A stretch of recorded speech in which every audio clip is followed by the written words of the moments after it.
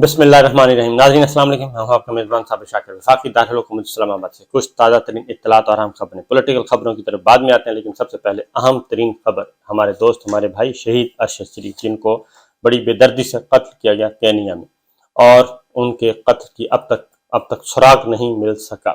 और एक fact finding team भी बन चुकी है, और उसके बाद एक जीआईटी भी काम कर रही है, स्पेशल जीआईटी काम कर रही है, लेकिन अभी तक उनके कातिलों तक सुराग नहीं लगाया जा सका, उनका कातिलों तक नहीं पहुंचा जा सकता। और पूरी कौम इस बात की मुंतज़िर है, पूरी पाकिस्तानी कौम इस बात की मुंतज़िर है कि कब शहीद अरशद शरीफ के कातिलों को बेनकाब किया जाएगा, उन तक पहुंचा जाएगा, उनको गिरफ्तार किया जाएगा, उनको कानून के कटहरे में लाया जाएगा, उनको इबरतनाक सज़ा दी जाएगी। ये पूरी पाकिस्तानी कौम इस पर मुंतज़िर है, क्योंकि शहीद अरशद शरीफ का कत्ल एक गैर मामूली कत्ल था। वो एक मुहिब्बे वतन पाकिस्तानी थे, वो बहुत बड़े बड़े काम कर रहे थे, उनके बड़े बड़े अज़ाइम थे। वो पाकिस्तान को एक खुशहाल मुल्क, करप्शन फ्री मुल्क देखना चाहते थे। वो पाकिस्तान के फरसूदा बसीदा निज़ाम को ठीक कर रहे थे, ठीक करना चाहते थे, उसके लिए तगोदो कर रहे थे, और वो बड़े बड़े माफियाज को ललकार रहे थे। उन्हें बैरून मुल्क कत्ल किया गया, और वो बैरून मुल्क इसलिए गए थे, पाकिस्तान में उनकी ज़िंदगी अजीरन कर दी गई थी। तो सुप्रीम कोर्ट ऑफ पाकिस्तान में भी आज यही सवाल उठाया गया, क्योंकि सरबराह जीआईटी से जब पूछा गया कि जनाब आप बताएं कि आपको कुछ मिला या नहीं मिला, आप कोई किसी नतीजे पे पहुंचे या नहीं पहुंचे, क्योंकि ये इम्पॉर्टेंट हियरिंग इसलिए थी, ये पहली हियरिंग थी कि ये जीआईटी केनिया और दुबई से तहकीकात करके वापस लौटी थी, और आज लार्जर बेंच इसको हियरिंग इसकी कर रहा है। लार्जर बेंच, और लार्जर बेंच से ऊपर फिर फुल कोर्ट ही होता है, इससे बड़ा कुछ नहीं होता।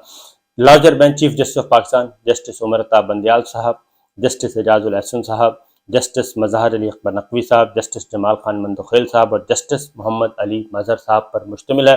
कमरा अदालत नंबर 1 में जीआईटी के तमाम अरकान भी सुप्रीम कोर्ट में पेश नहीं हुए, और इस पे अदालत ने इंतहाई नाराज़गी का भी इजहार किया गया, और हुक्म दिया कि आइंदा हेयरिंग पे पूरी जीआईटी होनी चाहिए, तमाम अरकान को यहाँ पे होना चाहिए।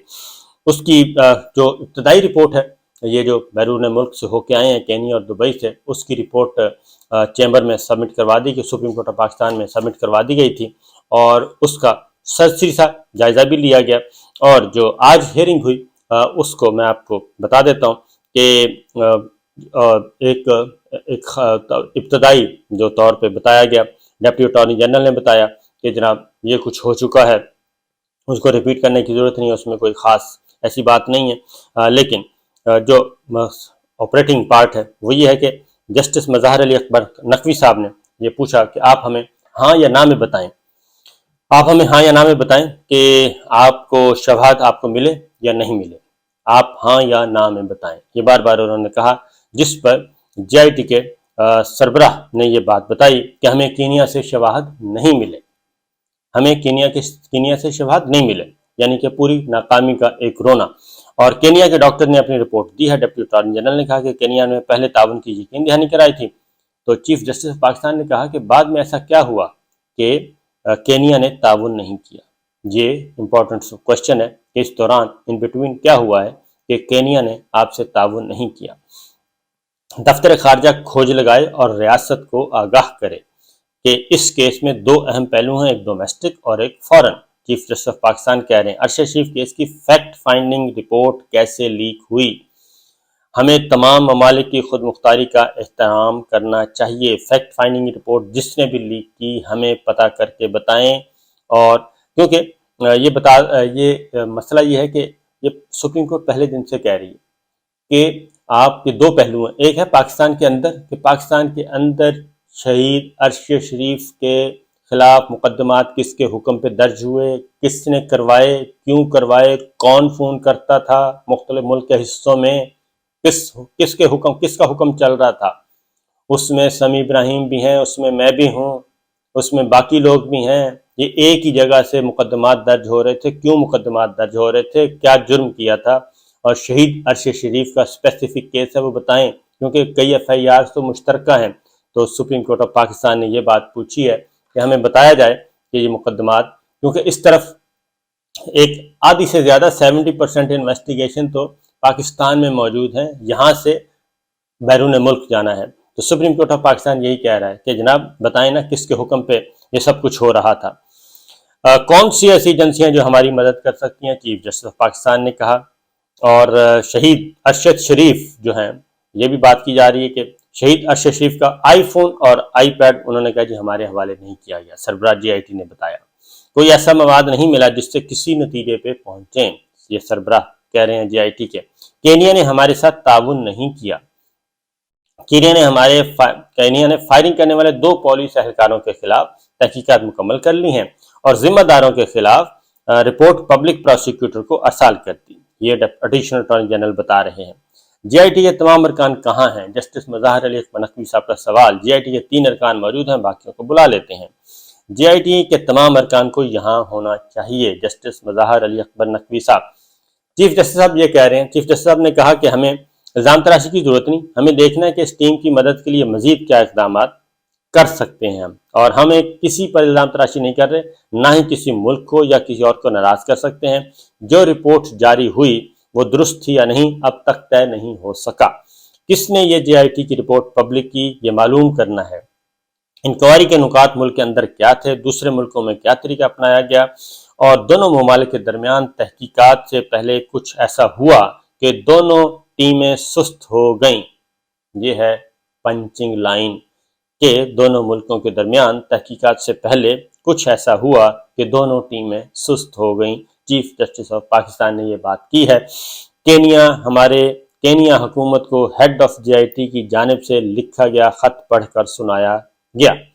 ہم تحقیقات کو سپروائز نہیں کر رہے، اس لیے اس کی تفصیل بیان کرنے کی ضرورت نہیں ہے۔ چیف جسٹس آف پاکستان کہہ رہے ہیں کہ یہ اس طرح کی باتیں ہمیں نہ سنائیں، ہمیں یہ بتائیں جو ہم پوچھ رہے ہیں۔ یہاں فارن آفس کو کردار ادا کرنا چاہیے تھا، چیف جسٹس صاحب کہہ رہے ہیں۔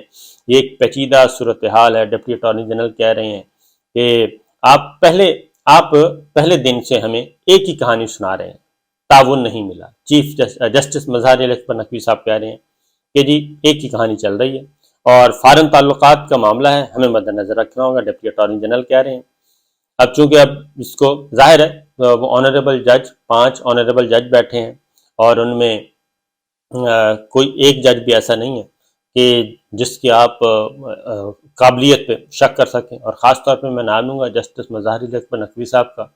وہ کرمنل کیسز کو بہت اچھی طرح سمجھتے ہیں۔ جسٹس اعجاز الحسن صاحب انٹرنیشنل لاء کو بہت اچھی طرح سمجھتے ہیں۔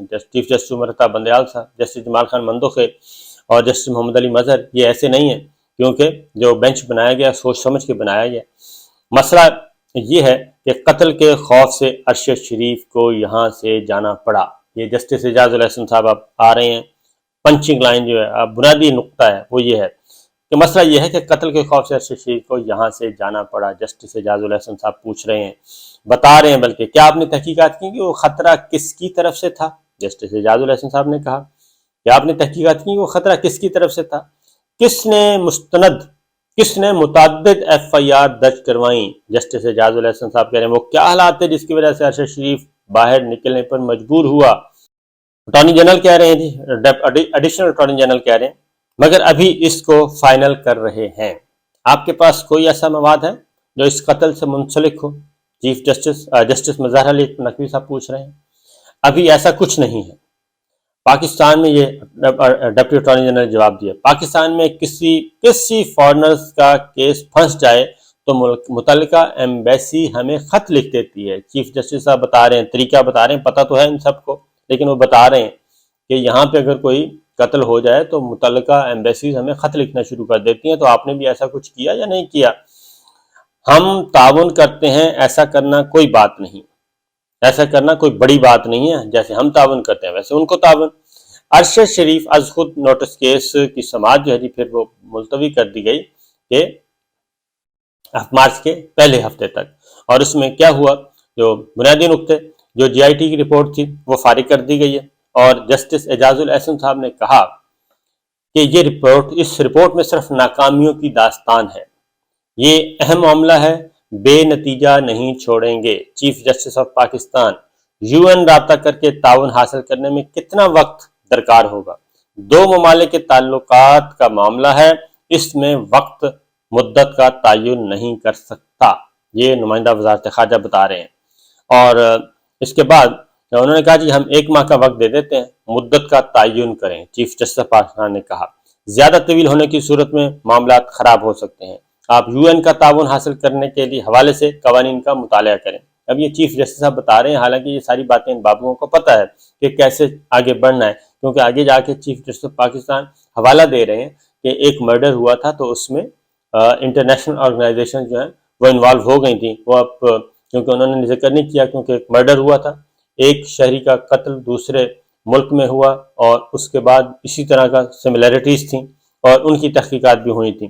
کینیا میں وکلا عدالتوں اور صحافیوں کی خدمات حاصل کریں، کینیا میں وکلا عدالتوں اور صحافیوں کی خدمات حاصل کریں، یہ چیف جسٹس آف پاکستان اب ان کو بتا رہے ہیں۔ آپ بھی کوئی ایسا طریقہ اختیار کر سکتے ہیں، صحافیوں کی بین الاقوامی تنظیم کا تعاون حاصل کریں۔ ماضی میں قتل کیس میں عالمی صحافی تنظیم کے دباؤ کے باعث متعلقہ ملک کو تعاون کرنا پڑا، چیف جسٹس آف پاکستان کہہ رہے ہیں۔ پاکستانی صحافی معلومات فراہم کرنا چاہیے لیکن وہ خوفزدہ ہیں، انہیں تحفظ حاصل نہیں، جسٹس اعجاز الاحسن صاحب کہہ رہے ہیں۔ یہ بھی ایک اہم لائن ہے کہ پاکستانی صحافی معلومات فراہم کرنا چاہتے ہیں، وہ خوفزدہ ہیں، انہیں تحفظ حاصل نہیں ہے۔